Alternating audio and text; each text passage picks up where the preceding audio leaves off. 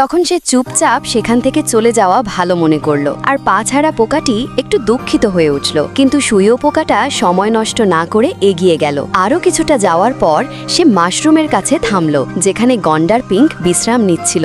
গন্ডার পিঙ্ক বলল যে সে দারুণ জুতো চায়। তৎক্ষণাৎ সুইয় পোকা তাকে 3 জোড়া চামড়ার জুতা দেখালো এবং গন্ডার পিঙ্ক জুতোগুলো খুব পছন্দ করেছিল। সেগুলো পরার পর সে খুব খুশি হয়ে উঠল।